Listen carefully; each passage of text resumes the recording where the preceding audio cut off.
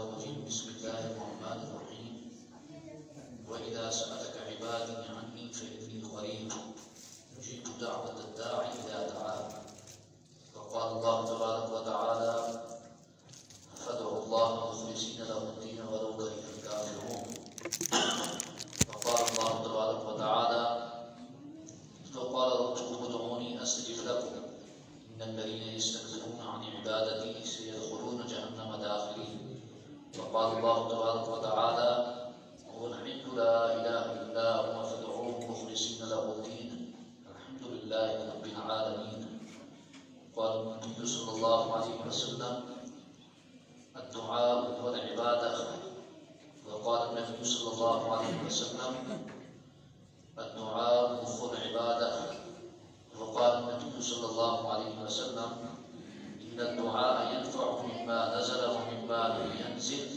فعليكم عباد الله بالدعاء وقال النبي صلى الله عليه وسلم ليس شيء أكرم على الله من الدعاء وقال النبي صلى الله عليه وسلم إن أسرع الدعاء إجابة دعوة غائب بغائب وقال النبي صلى الله عليه وسلم من فتح له الدعاء فتحت له أبواب الرحمة وفي رواية أخرى فتحت له أبواب الإجابة وفي رواية أخرى فتحت له أبواب الجنة كما قال عليه الصلاة والسلام صدق الله مولانا العلي العظيم وصدق رسوله النبي الأمي الكريم بزرگان محترم اور معزز سامعین،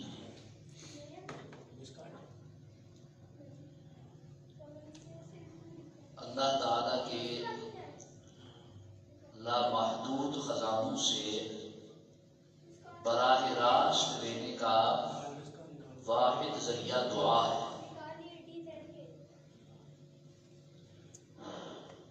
دعا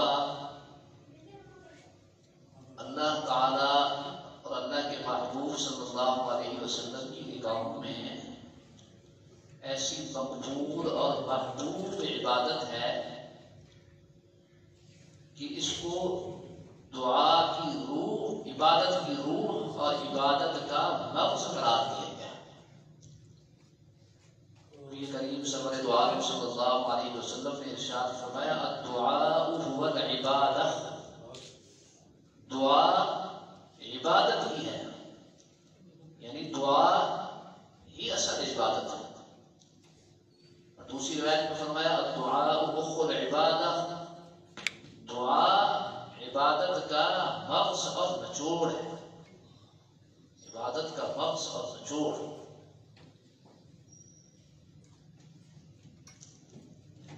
تیسری روایت میں ارشاد فرمایا الدعاء ينفع مما نزل ومما لم ينزل فعليكم عباد الله بالدعاء،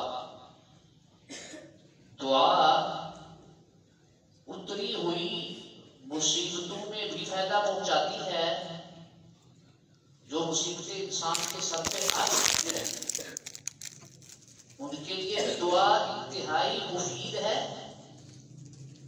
اور آئندہ مصیبتوں سے حفاظت کے لیے بھی دعا انتہائی مؤثر چیز ہے۔ یعنی اگر خدا نہ خواستہ کسی گھر میں بیماری ہے، کسی قسم کی کوئی پریشانی ہے، کسی قسم کی کوئی مصیبت، ناگہانی کوئی مصیبت آ گئی ہے، کوئی کسی قسم کا حادثہ رونما ہو گیا، دنیا کی کوئی بھی حاجت اللہ کے نبی صلی اللہ علیہ وسلم فرما رہے ہیں اس کے لیے سب سے مؤثر ترین چیز دعا ہے۔ اور جو انسان یہ چاہتا ہے، اور ہر انسان یہ چاہتا ہے کہ میں آئندہ بھی ناگہانی آفات، مصائب، حوادث، بیماریوں اور پریشانیوں سے محفوظ رہوں، فرمایا کہ اس کے لیے بھی دعا انتہائی مؤثر چیز۔ فعلیکم عباد اللہ بالدعاء، اے اللہ کے بندو اپنے اوپر دعا کو لازم پکڑو، دعا کا خوب اہتمام کرو۔ تو دعا کی برکت سے اللہ دنیا اور آخرت کے سارے مسائل حل فرماتے ہیں۔ اور ایک اور روایت میں یہ فرمایا لیس شیء اکرم علی اللہ من الدعاء، اللہ کی نگاہ میں دعا سے بڑھ کر کوئی چیز عزت والی ہے ہی نہیں۔ اللہ کی نگاہ میں سب سے قیمتی چیز، یعنی سب سے زیادہ محترم چیز وہ دعا ہے۔ اللہ تعالیٰ کو یہ بات پسند ہے کہ میرا بندہ میرے سامنے گر گڑائے، مخلوق کے سامنے کاسہ گدائی پھیلانے کی بجائے وہ مجھ رب رحیم اور رب کریم اور رب غفور کے سامنے التجا کرے تو اللہ اس بندے سے پیار فرماتا ہے۔ ایسا بندہ اللہ کی نگاہ میں محبوب بن جاتا ہے۔ ہمارے بزرگوں میں بہت بڑی عظیم ہستی گزری، حضرت ڈاکٹر عبدالحی عارفی صاحب رحمہ اللہ تعالی، کراچی کے بہت بڑے بزرگ تھے، اور شیخ الاسلام حضرت اقدس مفتی محمد تقی عثمانی صاحب، مفتی محمد رفیع عثمانی صاحب، شہید اسلام مولانا یوسف لدھیانوی شیخ رحمہ اللہ، ان بڑے بڑے اکابر کے وہ مرشد تھے، ان کے پیر تھے، شیخ تھے۔ حضرت ایک بڑی عجیب بات فرمایا کرتے، حضرت ڈاکٹر صاحب فرماتے تھے دعا اتنی قیمتی چیز ہے، جب انسان دعا کے لیے اللہ کی بارگاہ میں ایسے ہاتھ اٹھاتا ہے تو یہ ہاتھ دیکھنے میں تو بظاہر بہت نیچے ہیں، ہمیں نظر آ رہے ہیں، ہمیں تو بہت ایسے ہی نظر آ رہے ہیں، دکھائی دیتے چھوٹے سے ہاتھ اور ایسے ہی جھکے ہوئے نیچے، لیکن فرمایا کہ در حقیقت جب انسان اللہ کے سامنے اپنے ہاتھ دعا کے لیے پھیلاتا ہے تو زمین و آسمان اور کائنات کی ہر چیز اس کے دونوں ہاتھوں کے نیچے آ جاتی ہے، اور اس کے دونوں ہاتھ سب سے اوپر چلے جاتے ہیں، اس لیے کہ یہ ہاتھ کس کے سامنے پھیلائے ہیں؟ اللہ کے سامنے اس نے ہاتھ پھیلائے ہیں۔ جب اللہ سب سے اونچے ہیں تو جو ہاتھ اللہ کے سامنے پھیلائے ہوئے وہ ہاتھ بھی سب سے اونچے، تو دیکھنے میں بظاہر یہ ہاتھ نیچے ہیں، لیکن در حقیقت یہ دونوں ہاتھ کائنات کی ہر چیز سے اوپر، کائنات کی ہر چیز نیچے چلی جاتی ہے، اور مانگنے والے انسان کے ہاتھ سب سے بلند ہو جاتے ہیں، سب سے اوپر ہوتا ہے۔ میرے شیخ و مرشد عارف باللہ مفتی اعظم حضرت اقدس مفتی رشید احمد صاحب لدھیانوی رحمہ اللہ تعالی فرمایا کرتے تھے کہ میرے پاس کئی قسم کے لوگ آتے ہیں، اور بزرگ کے پاس تو ظاہر ہے ہر بندہ ہی جاتا ہے، گناہگار سے گناہگار انسان کو بھی اللہ کے ولی سے محبت ہوتی ہے، تو فرمایا کہ میرے پاس بہت سے لوگ آتے ہیں اور مختلف ضروریات لے کے آتے ہیں، مختلف خواہشات لے کے آتے ہیں، مختلف مقاصد لے کے آتے ہیں، بہت سے لوگ مسائل پوچھنے کے لیے آتے ہیں، اور بہت سے لوگ ذاتی ضروریات لے کر آتے ہیں، دنیاوی ضروریات لے کر آتا ہے، دینی ضروریات بھی لے کر آتا ہے، لیکن فرمایا کہ اللہ کے چند تھوڑے سے بندے ایسے ہوتے ہیں جن کا مقصد صرف اور صرف دعا، وہ کہتے ہیں کوئی مقصد نہیں ہے، صرف آپ سے دعا کروانے کے لیے۔ تو حضرت رحمہ اللہ فرمایا کرتے تھے، مجھے حضرت کے الفاظ یاد، فرماتے تھے کہ یہ جو اللہ کے چند بندے ہیں نا جو صرف دعا کی غرض سے میرے پاس آتے ہیں، یہ میرے سب سے بڑے محسن ہیں، یہ میرے سب سے بڑے محسن ہیں۔ اور دیکھو الفاظ میں اور کتنا قیمتی جملہ ہے، یہ ہمارے محسن ہیں، کیوں؟ اس لیے کہ انہوں نے مجھ سے دعا کی درخواست کر کے مجھے سب سے اونچے دربار میں پہنچا دیا۔ کہیے ذرا زور سے سبحان اللہ، انہوں نے مجھ سے دعا کی درخواست کر کے مجھے سب سے اونچے دربار میں پہنچا دیا۔ اور میں اویس صاحب کی خدمت میں کوئی ساتھی ہم کہنے لگے استاد ذرا دعا تو فرما دیں، تو جب مولانا نے دعا کے لیے ہاتھ اٹھائے تو ان کا رابطہ کس سے جڑ گیا؟ ذرا اور تو کریں، اللہ کے ساتھ رابطہ جڑ گیا۔ یہ جو دعا کروانے والا ہے یہ ان کا محسن ہے، یہ ذریعہ بن رہا ہے اللہ کے ساتھ تعلق لگانے، اللہ سے لو لگانے کا ذریعہ بن رہا ہے۔ جب انسان دعا کے لیے ہاتھ اٹھاتا ہے تو براہ راست اللہ سے رابطہ۔ یہ دنیا کا دنیا کے نیٹ ورک تو مشہور ہو جاتے ہیں، گھنٹوں گھنٹوں کے مسافت نمبر نہیں ملتے، لیکن یہ واحد نیٹ ورک ہے جس کے لیے کوئی وقت متعین نہیں، کوئی وقت مقرر نہیں ہے، دن ہو رات ہو شہر ہو دیہات ہو یعنی سفر ہو حضر ہو جنگل ہو بیابان صحراؤں میں جب بھی آپ اللہ کو پکاریں گے فوراً وہاں سے جواب ملے گا، فوراً جواب ملے گا۔ مجھے اور آپ کو آواز سنائی نہیں دیتی لیکن اللہ ہر پکارنے والے کی آواز کو سنتے ہیں اور جواب دیتے ہیں۔ ہم میں یجیب المضطر اذا دعاہ ویکشف السوء، تو کون ہے جو پریشان حال لوگ پریشانیوں کو حل کرتا ہے، ان کی صداؤں کو سنتا ہے اور ان کی پکار کو دور کرتا ہے؟ کون ہے؟ ذرا اور تو اللہ اکبر۔ دعا کتنی بڑی طاقت ہے، بہت بڑی عظیم طاقت ہے، بہت بڑی عظیم طاقت ہے۔ نبی کریم صلی اللہ علیہ وسلم نے موقع پر ارشاد فرمایا صحابہ سے، من سرہ ان یستجیب لہ اللہ الدعاء فی الشدائد والقرب فلیکثر الدعاء فی الرخاء۔ بڑا عجیب ارشاد فرمایا کہ تم میں سے جو اس بات کو پسند کرتا ہے کہ مسائل کی گھڑیوں میں، مصیبت کی گھڑیوں میں، پریشانیوں میں، سخت حالات میں اللہ اس کی دعاؤں کو قبولیت کا شرط بخشے، اسے چاہیے کہ وہ آسانی کے وقت میں اللہ کو زیادہ سے زیادہ پکارے۔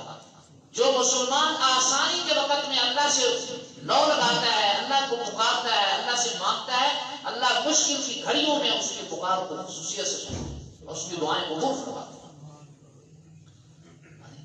خصوصیت سے دعائیں قبول ہوتی۔ آج سچی بات یہ ہے کہ ہمارا سارا ظاہری اسباب، ہم نے ظاہری اسباب کو سب کو سمجھ رکھا ہے۔ دنیا کا کوئی مسئلہ ہو تو ہماری دوڑ لگ جاتی ہے ظاہری اسباب۔ کوئی چیز خریدنی ہے تو پہلے پیسے کہاں سے لائیں، تو ذریعہ تلاشنا، جو ظاہری ذریعے ہیں، دکانداری ہے، زمین ہے، پراپرٹی ہے، پلاٹ ہے، جائیداد ہے، ظاہری جو اسباب ہے ان کی طرف جاتے ہیں۔ حقیقت یہ ہے کہ ایک مسلمان کی شان یہ ہے کہ اس کو سب سے پہلے اللہ کی طرف متوجہ ہونا چاہیے۔ یہ میرا مسئلہ ہے، ظاہری اسباب بات ثانی کرتے، سب سے پہلے آنکھیں بند کر کے فوراً اللہ کے سامنے سجدہ ریز ہو۔ حکیم الامہ مولانا اشرف علی تھانوی رحمہ اللہ فرماتے ہیں، میری پوری زندگی کا معمول ہے، فرمایا میری زندگی بھر کا معمول ہے، مجھے زندگی میں جب بھی کوئی ضرورت پیش ہوئی، کسی قسم کی کوئی ضرورت پیش ہوئی، تو میں نے سب سے پہلے آنکھیں بند کر کے اللہ کی طرف رجوع کیا، سب سے پہلے دعا کرتا، سب سے پہلے دعا، اس کے بعد پھر ظاہری اسباب کو سنت سمجھ کے اختیار کیا۔ اور ہمارا حال یہ ہے کہ دعا کا نمبر سب سے آخر میں ہوتا ہے۔ کسی سے کوئی آدمی بیمار ہو جائے اور اس سے پوچھیں کہ کیا حال ہے، دعا کریں، بس دوا چل رہی ہے، یہ خطرناک بیماری لگ گئی ہے آپ کو، اللہ نہ کرے، یہ خطرناک بیماری کا آپ علاج کہاں سے کر رہے ہیں؟ خانے وال کے اندر جو سب سے اچھے ڈاکٹر ہیں ان سے علاج کریں۔ اچھا بھی اگر خانے وال سے آپ کو، یہاں کے ڈاکٹر صاحب سے آپ کو شفا نہ ملے تو پھر آپ کیا کریں گے؟ کہنے گے پھر لاہور جاؤں گا، لاہور سے شفا نہ ملے تو پھر اسلام آباد کراچی کا رخ کرو، اگر خدا نہ خاصا مسئلہ وہاں بھی حل نہ ہو تو پھر کیا کریں گے؟ ظاہر پھر بیرون ملک کو جانا پڑے گا، پھر امریکہ، جاپان، فرانس کا رخ کرو، برطانیہ جاؤں گا۔ اچھا اگر خدا نہ خاصہ وہاں بھی مسئلہ حل نہ ہو، شفا، پھر کیا کریں؟ تو مسلمان کا آخری جملہ ہوتا ہے پھر اللہ مالک، پھر اللہ مالک۔ یہ اللہ تعالی مسلمان کو سب سے پہلے یاد آنا چاہیے، جو نمبر پہلی چیز کا ہے اس کو سب سے آخری درجہ دیتا ہے۔ یہ آج کے مسلمان کی سوچ ہے، اور ہمارے بزرگ ایسے موقع پر فرمایا، ایک مصرع پڑھتے تھے کہ مسلمان ہر جگہ سے تھک کے آخر میں کہتے ہیں پھر اللہ مالک، پھر آخر میں کہتے ہیں اللہ مالک، میں جب بدو نے ستایا تو خدا یاد ہے، یہ مصرع پڑھتا، جب بدو نے ستایا تو خدا یاد ہے، خدا تو پہلے یاد ہونا چاہیے۔ مسلمان کی شان یہ ہے سب سے پہلے اللہ کے سامنے متوجہ، اور خالق اور مخلوق کا معاملہ برعکس، کا معاملہ کیا ہے؟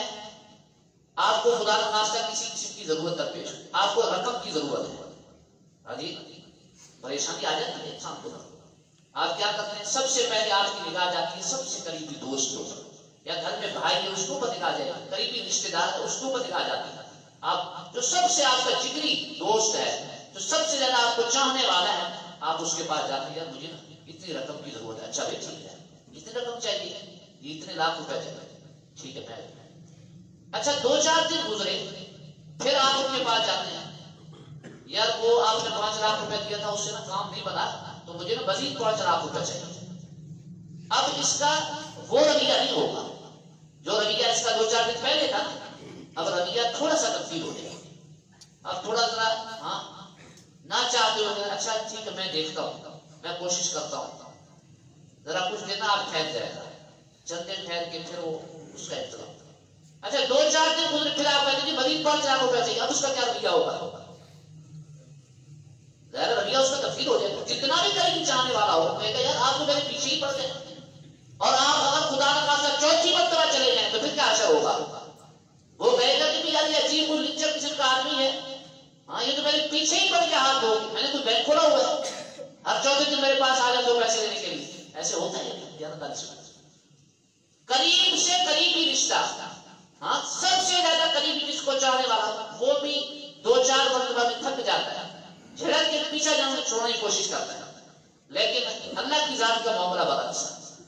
ہاں نبی کریم صلی اللہ علیہ وسلم نے ارشاد فرمایا من لم یسأل اللہ یغضب علیہ، اللہ تعالیٰ کا معاملہ یہ ہے کہ اللہ سے نہ مانگو تو اللہ ناراض ہوتے، اللہ ناراض ہوتے کہ میرے در کو چھوڑ کر، میری بارگاہ کو چھوڑ کے مخلوق کے سامنے ہاتھ پھیلاتا ہے، ہاں جو مخلوق میری محتاج ہے، ہاں میرے راستے میرے اتنے بڑے دربار کو چھوڑ کے ان کے سامنے ہاتھ پھیلائے ہوئے، تو معلوم ہوا مخلوق سے مانگے تو ناراض اور خالق سے نہ مانگے تو ناراض۔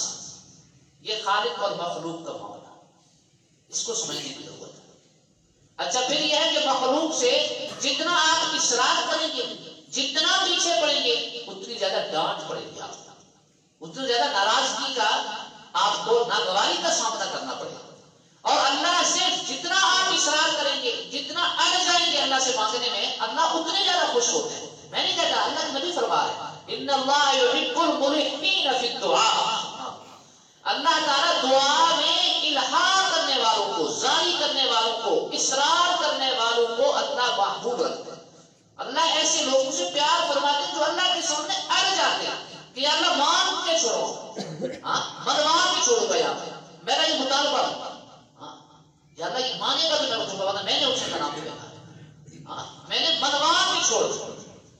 مجھے ایک بات یاد آتی ہے، حضرت رحمہ اللہ فرمانے لگے کہ میں ایک دفعہ حضرت ڈاکٹر عبداللہ عارفی صاحب، جس کا میں نے بھی کچھ دیر پہلے ذکر ہے، حضرت کی خدمت میں حاضر ہوا، گرمیوں کا موسم، گرمیوں کا موسم، اور میں ڈاکٹر کی خدمت میں حاضر ہوں۔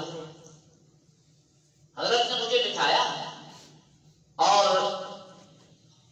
اندر سے جا کے میرے لیے مشروب تیار کیا۔ ابھی جیسے حضرت تشریف لائے بیٹھک میں، گلاس میں شربت ڈالنا، تو پیچھے سے حضرت کی پوتی یا نواسی، چھوٹی معصوم سی بچی، وہ دوڑتی ہے اور آپ کے اصرار کرنے کی کہ ابا یہ گلاس جو ہے یہ میں نے پینا ہے۔ اب حضرت ڈاکٹر صاحب فرما رہے بیٹا آپ گھر چلے جاؤ، وہاں پانی بہت ہے دادی اماں کے پاس، ان سے جا کے لے لو شربت، ہاں میں تو یہ مفتی صاحب کی لائے نہیں کچھ، میں نے یہی گلاس لیا۔ اب ڈاکٹر صاحب جتنا انکار کرے بچی کا اور ذرا اصرار پڑے، تو حضرت مفتی صاحب فرماتے ہیں کہ بچی نے اپنا مطالبہ منوا کے چھوڑا، اور ڈاکٹر صاحب جو میرے لیے شربت لائے تھے وہ بچی کو پلایا، اور مجھے میرے لیے دوبارہ تکلیف کی اور دوبارہ واپس پانی میرے لیے شربت لایا۔ تو مفتی صاحب بہت بڑے عالم تھے اور بہت بڑے عارف تھے، اللہ کے ولی تھے، وہ فرمانے لگے کہ میں نے اللہ سے مانگنا اس بچی سے سیکھا، مجھے یہ معصوم سی بچی بہت بڑا سبق پڑھا کے رہی ہے کہ اللہ سے بھی یوں مانگا جاتا ہے جیسے اس بچی نے اپنا مطالبہ اپنے دادا پوچھا۔ آج ہم تو مفتی اعظم پاکستان مفتی شفیع صاحب رحمۃ اللہ فرماتے ہیں کہ آج کا مسلمان دعا مانگتا ہے، دعا پڑھتا ہے، آج کا مسلمان دعا پڑھ رہا ہے بس۔ ربنا آتنا فی الدنیا حسنہ وفی الآخرۃ حسنہ وقنا عذاب النار ربنا لا تزغ قلوبنا بعد إذ هديتنا وهب لنا من لدنك رحمة إنك أنت الوهاب ربنا ظلمنا أنفسنا انفسنا وان لم تغفر لنا وترحمنا لنكونن من الخاسرین. 40 سال ہو گئے ہیں بابا جی کو یہ دعا پڑھتے ہوئے، لیکن آج تک ان الفاظ کے معنی کا پتہ نہیں. میں نے اللہ سے کیا مانگا؟ ہاں 20 سال ہو گئے ہیں نوجوان کو امام صاحب کے پیچھے نماز پڑھتے ہوئے، اور یہ دعا ان کے کانوں میں پڑ رہی ہے. آج تک توفیق ہی نہیں ہے. امام سے پوچھیں حضرت کیا مانگتے ہیں آپ؟ ہم دعا مانگتے نہیں ہیں، دعا مانگنے اور اس نے پڑھ لیا تو میں نے پڑھ دیا نا، مجھے پتہ ہی نہیں کیا مانگ رہا ہوں. ایک سوچنے کی بات ہے، آپ عدالت میں جا کے پیش ہوں اور آپ اپنے درخواست جا کے پڑھتے جا کے عدالت جج صاحب کے سامنے، تو آپ پر توہین عدالت کا کیس ہو جائے. یہ کیا طریقہ کار ہے؟ یہ طریقہ ہے. آپ نے رٹ دائر کیے تو اس کو جو قانون ہے اس کے مطابق پیش کرو. آپ چاہتے کیا ہو؟ آپ کس چیز کی اپیل کرنا چاہتے ہیں اس کو واضح کرو. کیا مسئلہ؟ اور آپ جا کے ملکین کی تعریف جا کے ان کے سامنے پڑھتے ہیں. ہاں جی، دنیا کے ایک عام ہے افسر کے سامنے اگر آپ یہ حرکت کریں تو کتنی بڑی زیادتی شمار ہوتی ہے. اور ہم رات دن اللہ کے سامنے، ہاں جی، اور اتنے سالوں سے ہمیں پتہ ہی نہیں ہم کیا مانگ رہے ہیں. یہ تو مذاق ہوئی نا. دعا تو مانگی. دعا نام ہے دل کی پکار کا. یاد رکھیے، دل کی پکار. ہاں ایسی دعا مانگے کہ اللہ کی ذات کو آپ پہ ترس آ جائے. ہمارے بزرگ ہیں ڈاکٹر صاحب وہ فرماتے ہیں اللہ کے سامنے، اللہ سے اسرار کے ساتھ مانگے. اللہ سے اسرار کے ساتھ مانگے، یعنی آج جائے اللہ کے سامنے کہ بس اللہ میں نے منوا کے چھوڑنا ہے، پھر بات بنے. ایسی دعا ہے. ہمارے بزرگ گزرے بہت بڑے حضرت قاری فتح محمد صاحب رحمہ اللہ، 1.5 سال کی عمر میں نابینا ہوتا، چیچک کی بیماری، 1.5 سال کی عمر میں نابینا. اور اللہ نے اس کا صلہ یہ دیا ان کو کہ اللہ نے قرآن مجید کی دولت ان کو عطا ہوتا، اور ایسے قرآن کے عاشق تھے کہ رات دن بس ان کی زبان پہ قرآن جاتا. عبادت کا اللہ نے بڑا عجیب ذوق دیا تھا، اور پوری دنیا میں بلا مبالغہ اس وقت ان کا فیض ہے.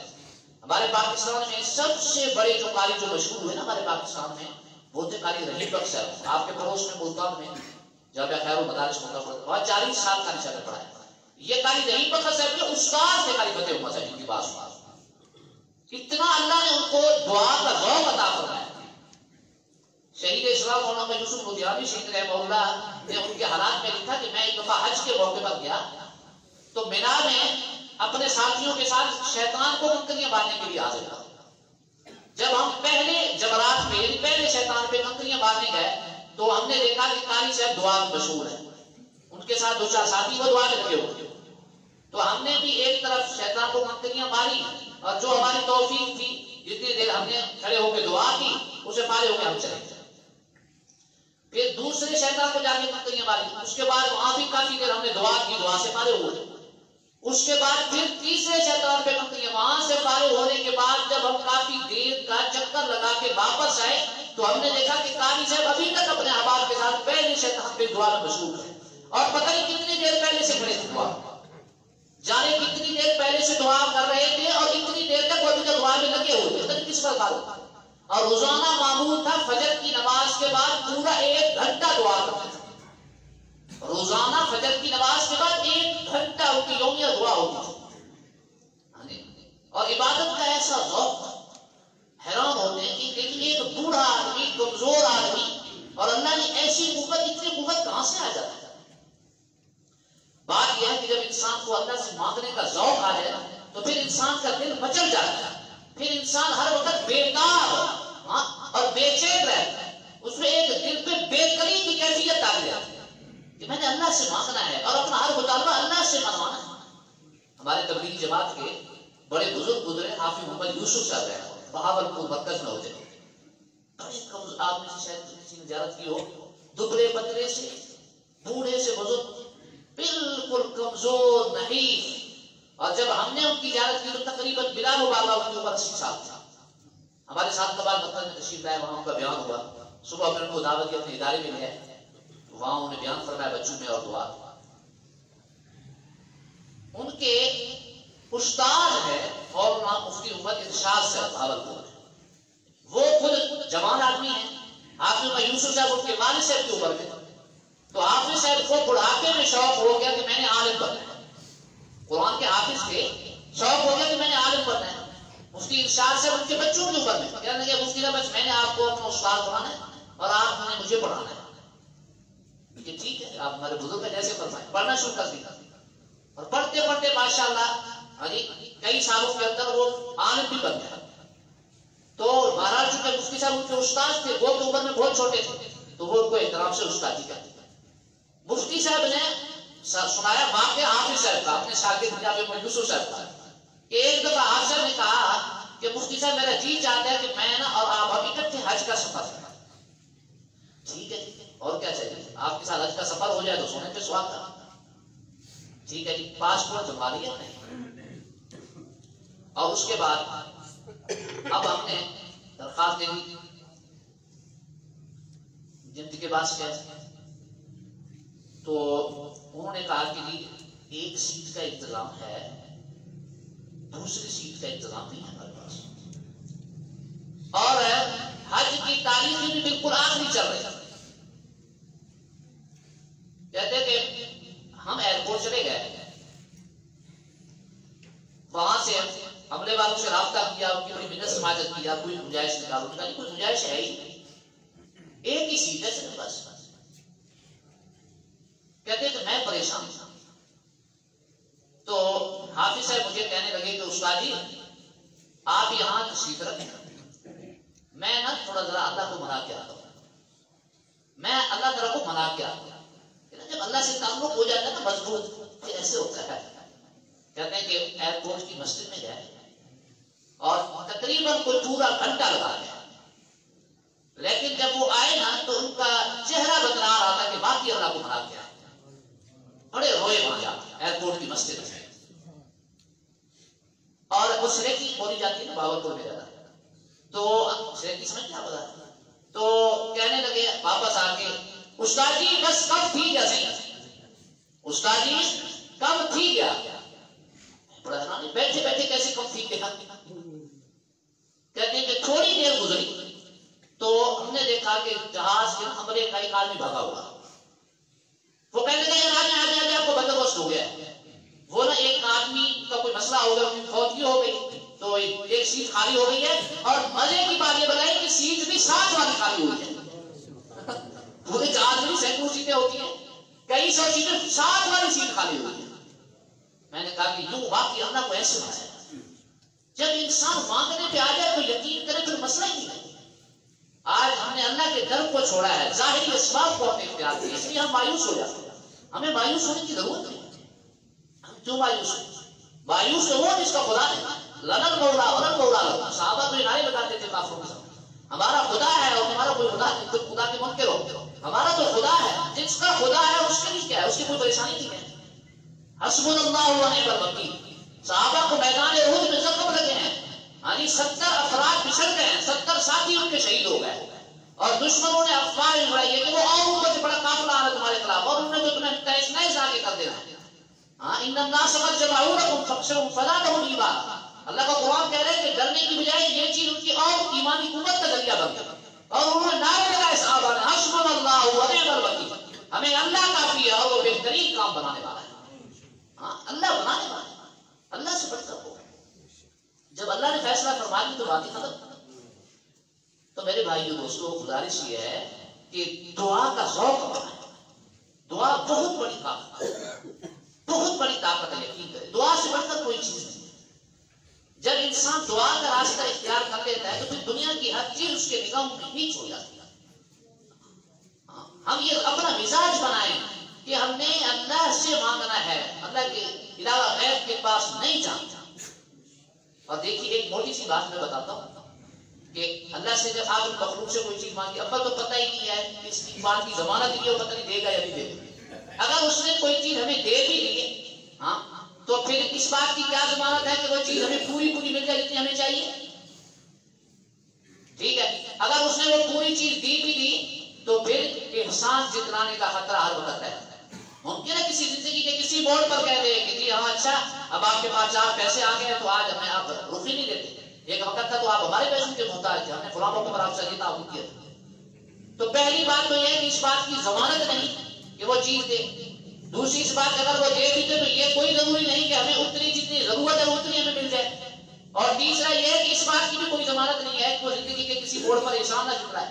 لیکن جب انسان اللہ سے مانگتا ہے، اپنی ضرورت اللہ کے سامنے رکھتا ہے، اپنی جھولی اللہ کے سامنے جب پھیلاتا ہے، تو یقین کیجئے کہ پھر اللہ اتنا دیتے ہیں انسان کی سوچ بھی نہیں، سوچ سے بڑھ کر عطا ہوگا، اور احسان اترانے کا کوئی سوال نہیں۔ اللہ تو رحیم ہے، تو کریم ہے، نہ کر عیبوں پہ میری نظر۔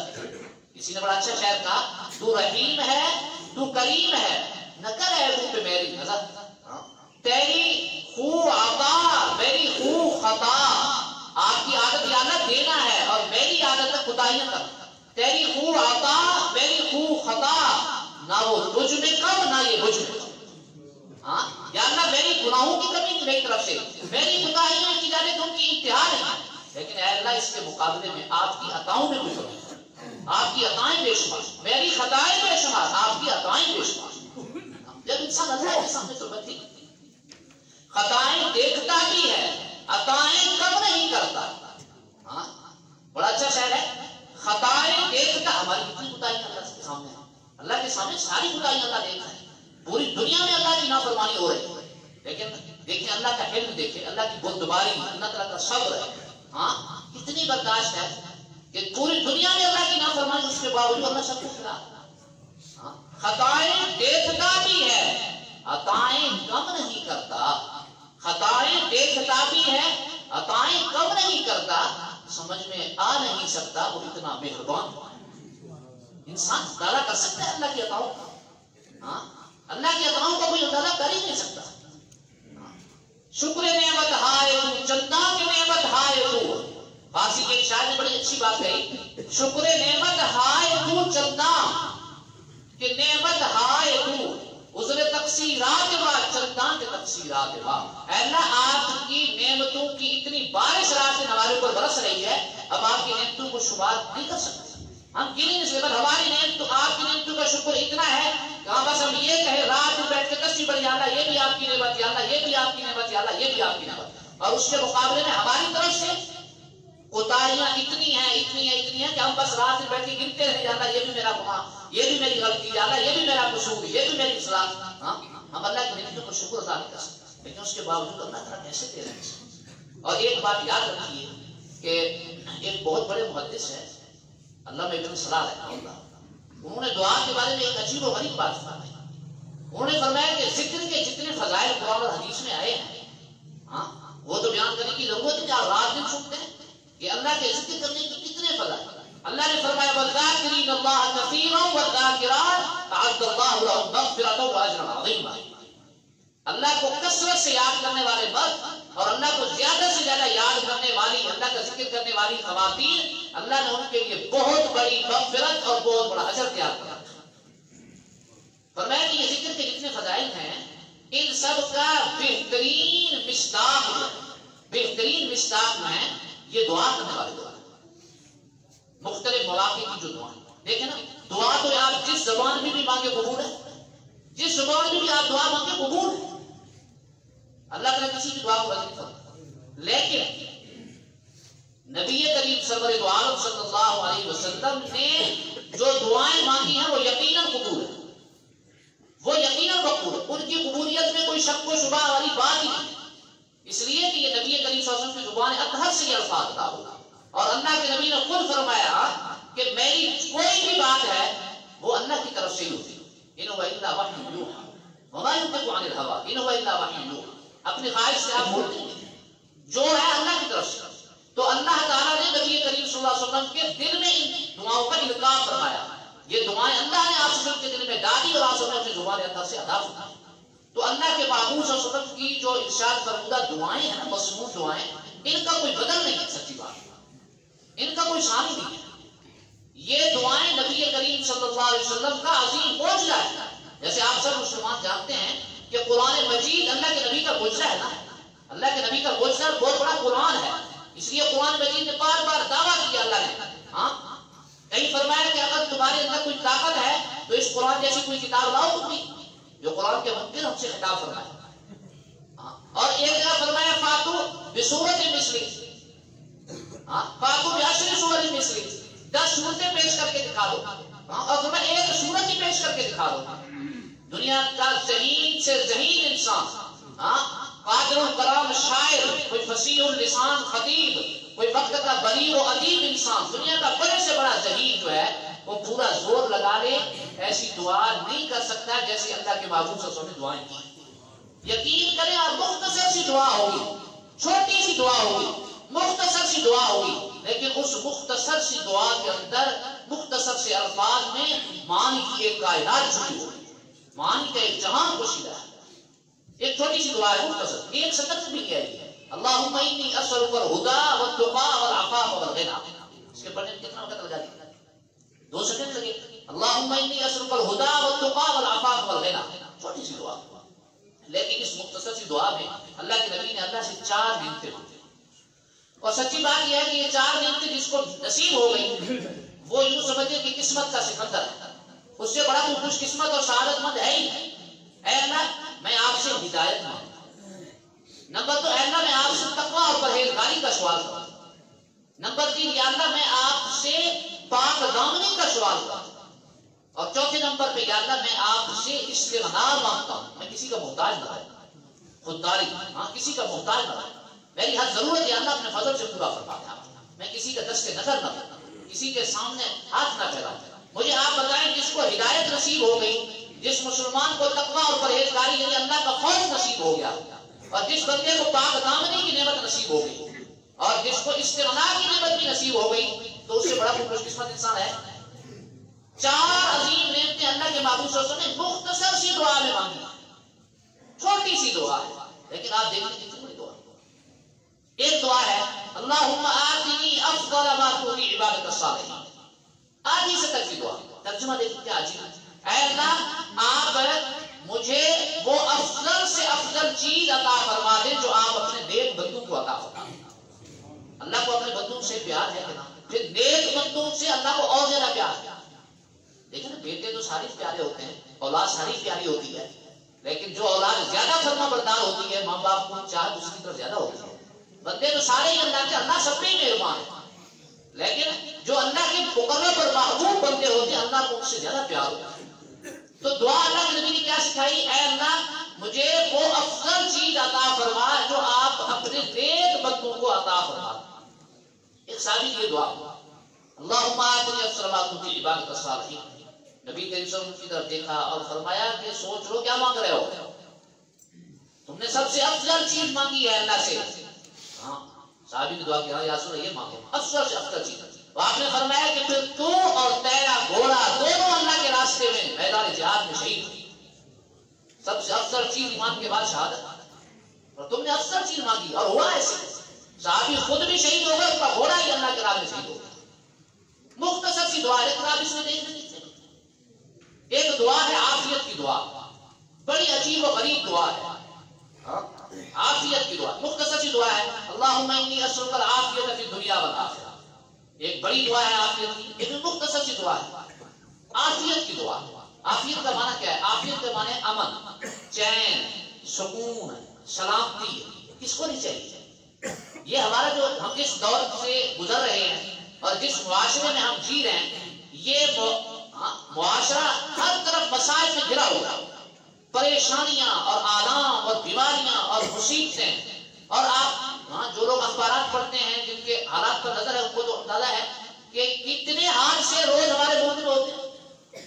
ہر شہر میں کتنے حادثے، اور خود کی سطح پر ہر روز کتنے لوگ اپنی جان سے ہاتھ دھو بیٹھے.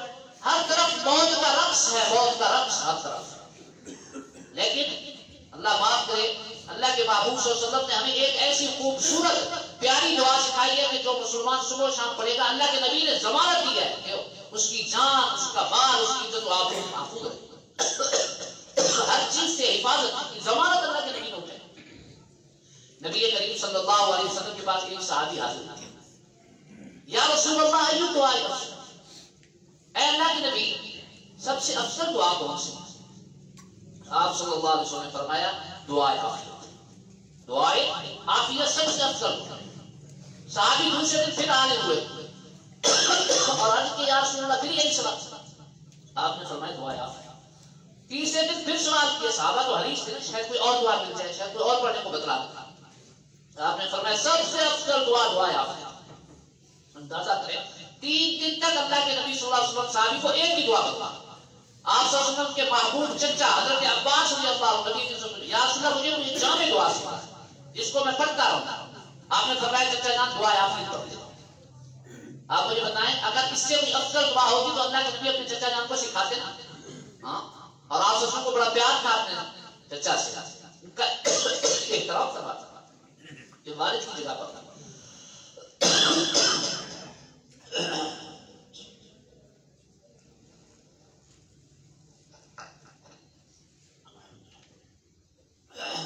لیکن آپ صلی اللہ علیہ وسلم نے حضرت عباس رضی اللہ عنہ کو دعا آخر کی کہا اور فرمایا کہ اللہ کی نگاہ میں سب سے زیادہ محبوب دعا ہے دعا آخر, سب سے زیادہ محبوب دعا. اور ایک روایت میں فرمایا کائنات میں ایمان کے بعد سب سے بڑی نعمت کسی مسلمان کو دی گئی تو وہ آخرت کی نعمت ہے. روئے زمین پر ایمان کے بعد سب سے بڑی نعمت دعا آخرت ہے. ایمان کے بعد آخرت سے بڑھ کر کوئی نعمت کسی کو نہیں دی. انسان کی جان محفوظ ہو, انسان کا مال محفوظ ہو, انسان کی عزت اور آبرو محفوظ ہو جائے, انسان بیماریوں سے, مصیبتوں سے, پریشانیوں سے محفوظ ہو جائے, اس سے بڑی نعمت کیا ہے؟ لیکن اتنا بڑا المیہ ہے کہ آج بھی مسلمان کو اس دعا کو پتہ ہی نہیں. اور حضرت عبداللہ بن عمر رضی اللہ عنہ فرماتے ہیں کہ اللہ کے محبوب صلی اللہ علیہ وسلم نے دعائے آخرت کبھی نہیں چھوڑی.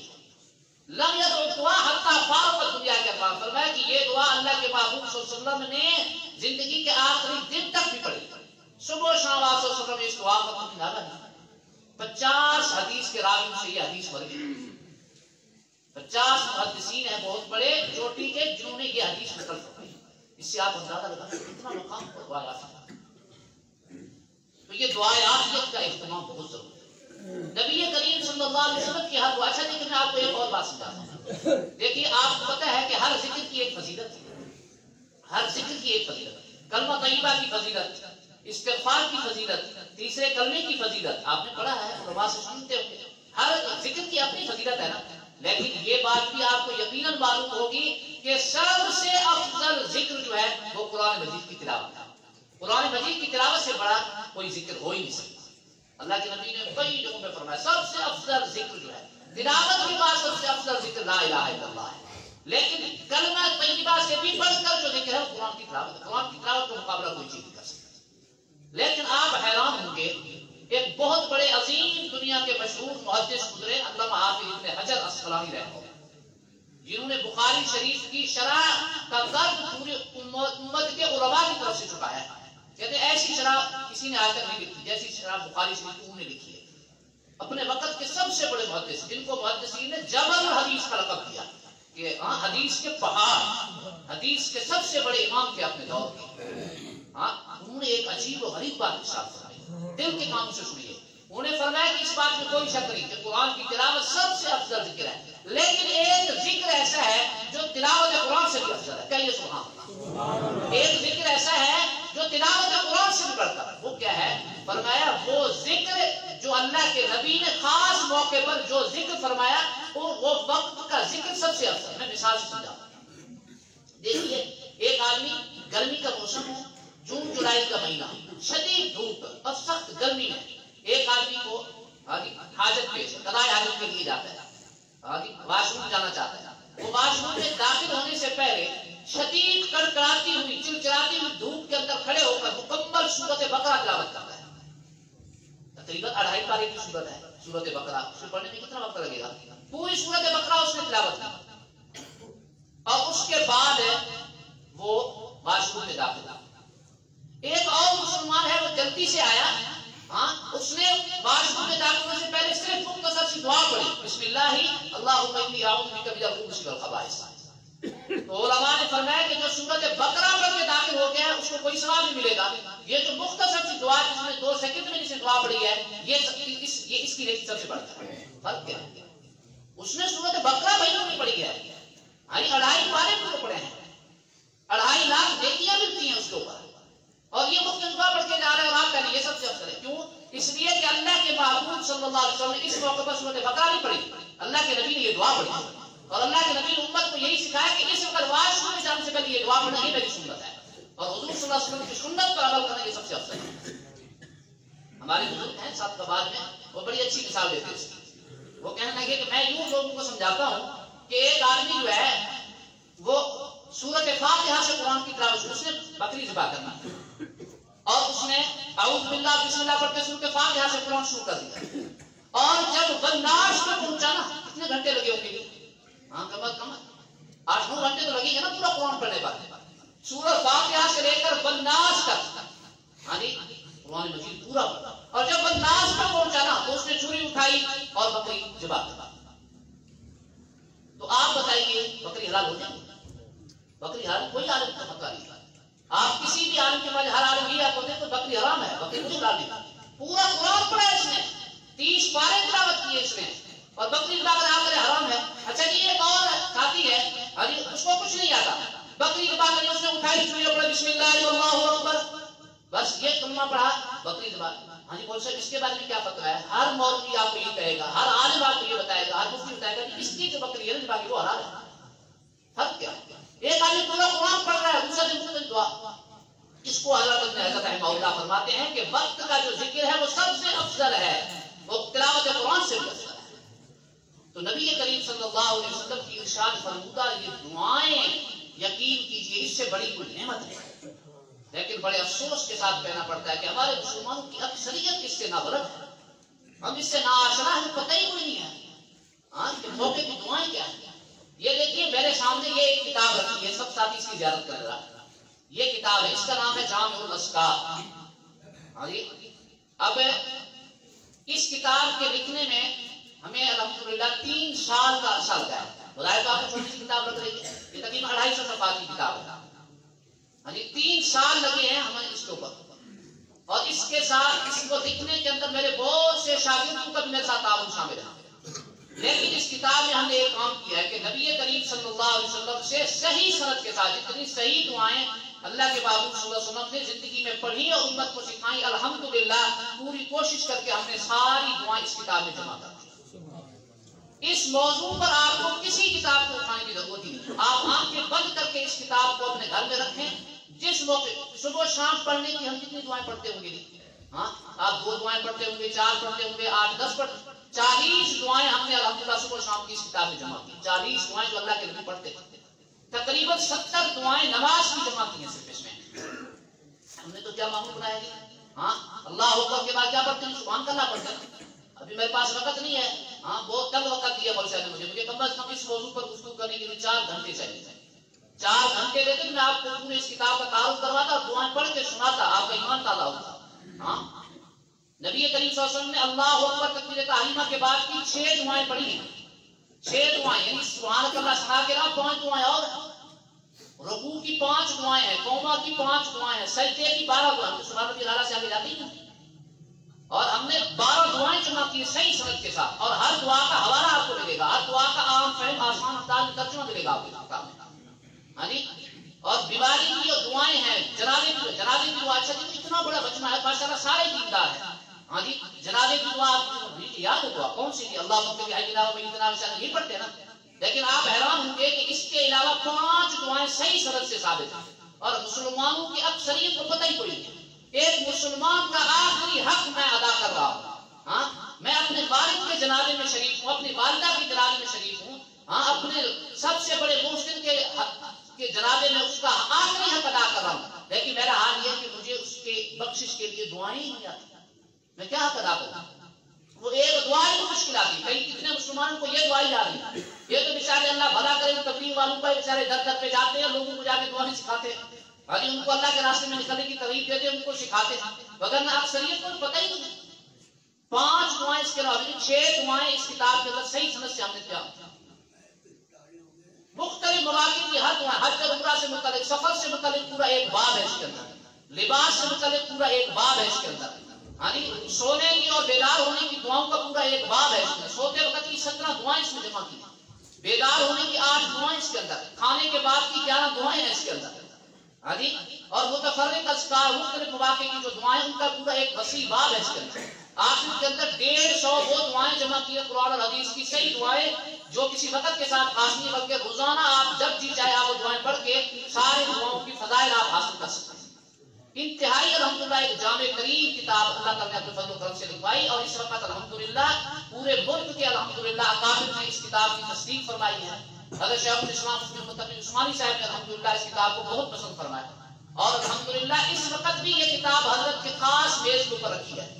حضرت کا جو خاص کمرہ ہے حضرت متقی عثمانی صاحب کا، وہاں ہمارے شاگرد ہیں، وہ بتا رہے تھے دور حدیث میں ہیں، کہنے لگے ہم حضرت کے کمرے میں ساری گیس صفائی کرنے کے تو دیکھا حضرت کی جو خاص میز ہے جس پہ حضرت کی خاص کتاب ہے، وہاں آپ کی کتاب رکھی ہوئی۔ مجھے بہت خوشی ہوئی، میں نے شکرانے کے نوافل پڑھے کہ اللہ کے اتنے بڑے مکرم محبوب بندوں نے اس کتاب کو تاثیر کی نگاہ سے لکھا ہے، اور الحمدللہ تمام علماء نے یعنی اس موضوع پر جامع ترین کتاب۔ تو میں آپ سے درخواست کروں گا کہ آپ میں سے ہر آدمی کے پاس یہ کتاب ضرور ہو۔ اس مسجد کے امام خطیب مولانا محمد اویس صاحب کے پاس یہ کتاب ہم نے رکھوا دی، جو حضرات کتاب لینا چاہیں وہ جمعے کے بعد بھی لے سکتے ہیں، بعد میں جب لینا چاہیں لے سکتے ہیں۔ بہت اعلیٰ معیار پر الحمدللہ ہم نے اس کی اتباع کرائی، لیکن میری درخواست کا مقصد یہ ہے کہ ہم اپنے اندر دعا کا ذوق پیدا کریں، اور یقین کریں اللہ کی رحمت سے مایوس نہ ہو، دعا ہی آپ کے ہر مسئلے کا حل ہے۔ دعا کا ذوق صحیح معنوں کے اندر آپ کے اندر بیدار ہو گیا تو آپ کو دنیا اور آخرت کی ہر خیر ملے گی۔ اچھا بسا اوقات یہ کہ انسان کچھ مانگتا ہے اپنی سوچ کے مطابق، اپنے ظرف کے مطابق، اللہ اپنی شان کے مطابق دیتے ہیں، اللہ اپنی شان کے مطابق بڑھ چڑھ کے دیتے ہیں۔ میں ساتھیوں کو اس لیے ایک مثال دیا کرتا ہوں، میں کہا دیکھیں امیر المومنین سیدنا عمر فاروق رضی اللہ تعالیٰ نے اللہ سے دو چیزیں مانگی، اللہم ارزقنی شہادۃ فی سبیلک واجعل موتی فی بلد رسول۔ دو چیزیں مانگی امیر المومنین سیدنا عمر فاروق نے، اے اللہ مجھے شہادت کی موت نصیب فرما، اپنے راستے میں شہادت کی موت نصیب فرما، اور اپنے محبوب کے شہر میں موت نصیب، یعنی مدینہ کی موت اور شہادت کی موت۔ اور اللہ نے کیا فرمایا جواب میں کہ اے عمر تو نے دو چیزیں مانگی ہیں اور میں تجھے چار چیزیں دوں گا، شہادت دوں گا اپنے راستے کی، اور مدینہ کے شہر میں دوں گا، اور حالت نماز میں دوں گا، اور مصلی رسول پہ دوں گا، مصلی رسول پہ شہادت دوں گا۔ اور اللہ نے حضرت عمر فاروق کو اتنا اونچا مقام بتا، دعائیں تو قبول ہوگی، شان کتنی بڑی ملی ہے کہ اللہ نے پوری دنیا کے اندر حضرت عمر فاروق کی عدالت کے ڈنکے بجا دیا۔ آج بھی پوری دنیا کے اندر عدالت، رات مرزا صاحب ہمیں کھانے پہ بتا رہے تھے، بڑی عجیب بات، جاپان کی کارگزاری سنا رہے تھے کہ وہ کفر کے ایوانوں کے اندر بھی عدالت فاروقی کی مثالیں آج بھی جا رہی ہیں۔ وہ جو دین کے دشمن ہیں، اسلام کے دشمن بھی اس بات پہ مجبور ہیں کہ عمر فاروق عدالت فاروقی کی مثالیں پیش کر رہے ہیں۔ ایسا اللہ نے ضرور مثل بنایا عمر فاروق کی عدالت۔ تو حضرت عمر فاروق کو انہوں نے ایک مثال پیش، میں نے ایک مثال دی ہے کہ حضرت دعا مانگی دو، یا اللہ مجھے مدینے کی موت نصیب، شہادت کی موت، اللہ نے ان سے بڑھ کر عطا فرمایا کہ مصلی رسول پہ شہادت دوں گا اور حالت نماز بھی دوں گا، اس سے بڑی شہادت ہو سکتی۔ آخر میں ایک بات سناتا ہوں، آپ کی گھڑی مجھے کرا رہے۔ ہمارے ایک بزرگ تھے، ان کا ایک واقعہ سنایا، فرمایا کہ بڑے اللہ کے نیک بندے تھے، ہر سال حج اور عمرے کے لیے جاتے، اور جس بندے کو بھی ملتے نا ایک ہی دعا کی درخواست کرتے، بڑی لجاجت کے ساتھ، یار میرے لیے یہ دعا کرو، اللہ مجھے نا حسن خاتمہ نصیب کرو۔ اور بھائی واقعی ہے، حسن خاتمہ سے بڑی تو کوئی دولت نہیں ہے نا۔ یہ ساری تک تو زندگی بھر کی نمازیں، زندگی بھر کا قرآن، زندگی بھر کا ذکر و شمار، یہ ساری تکلیفیں انسان کس لیے اٹھاتا ہے کہ میرا خاتمہ ایمان پہ ہو جائے، اور جس کا خاتمہ ایمان پہ ہو گیا بس اس سے بڑا تو خوش قسمت ہے۔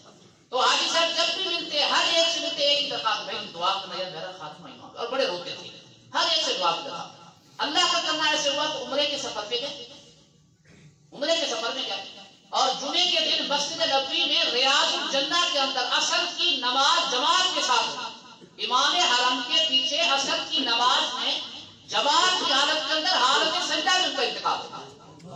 اب آپ مجھے ایک بات بتائیں، جب انسان دل سے مانگتا ہے تو اللہ کو کتنا عطا کرتا ہے۔ انہوں نے یہ دعا مانگی، ہر ایک سے کروائی، ہر ایک بندے سے کریا، بیٹی یہ دعا ہاتھ جوڑ کے اللہ میرا خاتمہ ایمان پہ فرما دے۔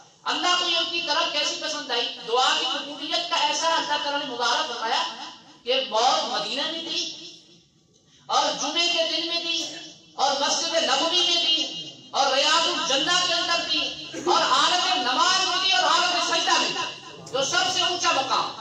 حدیث میں انسان سب سے زیادہ قریب اللہ کے ساتھ حالت سجدہ، اللہ تعالیٰ کے ساتھ سب سے زیادہ قریب انسان حالت سجدہ کے اندر۔ اسی لیے نے فرمایا کہ حالت سجدہ میں فاکثروا دعا کرو، میں سجدے میں زیادہ زیادہ دعا کیا۔ تو دیکھیے ایک بن بات، اس طرح کے سینکڑوں واقعات جب انسان صدق کے دل سے اللہ سے مانگتا ہے اللہ نوازتا ہے۔ تو بس میری ساری درخواست کا مقصد یہ ہے کہ ہم اپنی زندگی کے اندر اللہ سے مانگنے کا ذوق اپنائیں، ہاں اپنی ہر ضرورت اللہ کے سامنے پیش کریں، اور دعا کا ذوق جب اپنائیں گے تو اللہ تعالیٰ ہمیں ہر ایک سے مستغنی فرما کر انشاءاللہ اپنے اللہ ایسے جگہوں سے ہمیں دے گے جہاں ہمارا گمان بھیا ضرور میں حیث لا یحتسب، ایسی جگہوں سے اللہ عطا فرمائے کہ ہمارا گمان ہی نہیں ہوگا۔